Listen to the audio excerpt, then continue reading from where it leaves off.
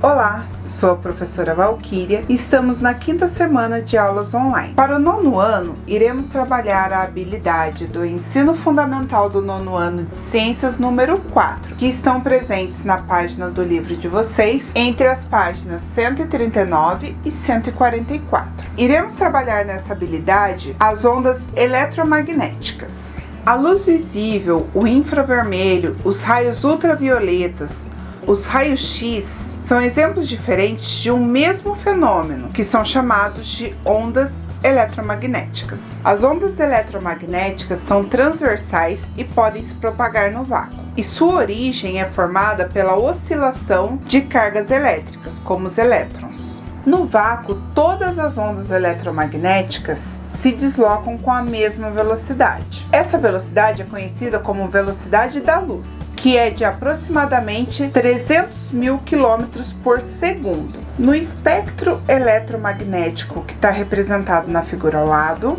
vocês podem notar que a fração que enxergamos é relativamente pequena comparada com o espectro completo, correspondendo aproximadamente à faixa com frequência entre 430 e 770 trilhões de hertz. Em termos de comprimento de onda, o espectro visível corresponde às ondas entre 390 e 700 nanômetros. Assim como as ondas sonoras podem ser refletidas ao atingir uma superfície, o mesmo pode ocorrer com as ondas eletromagnéticas.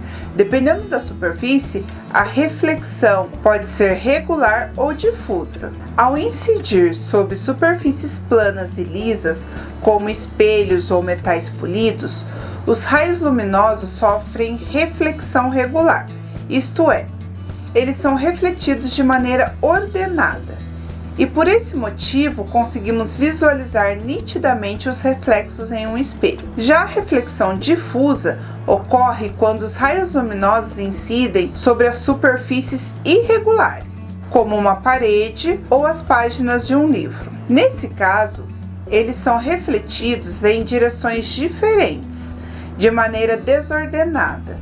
Por esse motivo, não conseguimos enxergar reflexos olhando para uma parede pintada. Na reflexão, o raio de luz é refletido com o mesmo ângulo que ele incidiu sobre a superfície. Se imaginarmos uma reta perpendicular à superfície de um espelho, que atravessa exatamente no ponto em que o raio incidente forma com essa reta, é igual ao ângulo que o raio refletido forma com ela. Nos espelhos planos, as imagens refletidas não alteram a forma nem o tamanho dos objetos, ao contrário do que ocorre em espelhos esféricos. Os espelhos convexos refletem imagens menores que os objetos reais. Já os espelhos côncavos vão refletir imagens maiores que os objetos reais, desde que o espelho esteja suficientemente próximo a eles. O fato de os espelhos esféricos refletirem luz de um jeito especial possibilita inúmeras utilizações para eles. Os espelhos convexos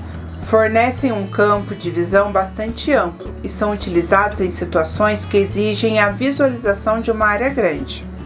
Já os espelhos côncavos são utilizados em situações que exigem a ampliação de imagem para destacar detalhes. Ao longo do espectro visível, ondas com diferentes comprimentos são percebidas pelas pessoas com visão normal como cores diferentes. As ondas luminosas de menor comprimento estão nas faixas do violeta. Aquelas com maior comprimento correspondem aos tons de vermelho. A figura que vocês estão vendo ao lado apresenta uma escala aproximada das cores e comprimentos de ondas correspondentes. A retina do olho humano possui dois tipos principais de célula que captam os estímulos luminosos e geram sinais que são transmitidos ao cérebro. Os bastonetes relacionados à percepção da intensidade luminosa, como o claro e o escuro, e os cones relacionados à percepção de cores.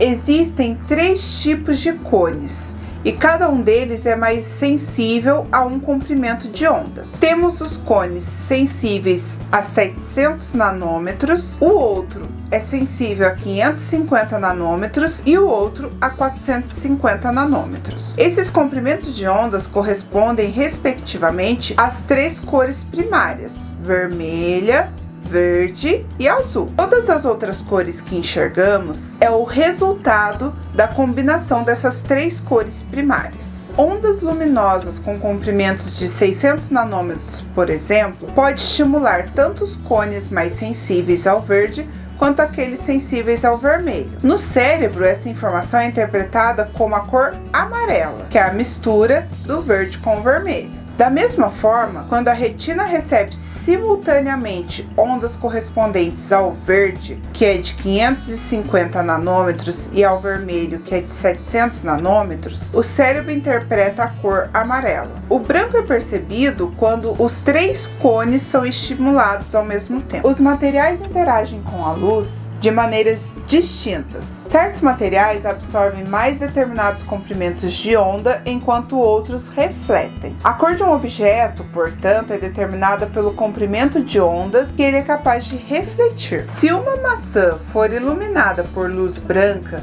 composta de ondas de todos os espectros visíveis, a superfície dessa maçã absorve ondas de diversos comprimentos, mas reflete a maioria das ondas na faixa do vermelho. Como resultado, nosso cérebro interpreta que a maçã é vermelha. Objetos brancos refletem as três cores primárias, enquanto objetos pretos não refletem nenhuma delas. Dependendo da forma como são iluminados, os objetos apresentam aspectos diferentes. Esse recurso é muito utilizado na arquitetura e no designer de interiores, para produzir sensações e destacar elementos. Lâmpadas branco-amareladas produzem a chamada luz quente, utilizada para criar uma sensação de aconchego no ambiente. Lâmpadas branco-azuladas produzem luz fria, utilizada em ambientes que requerem mais atenção, como hospitais e cozinhas.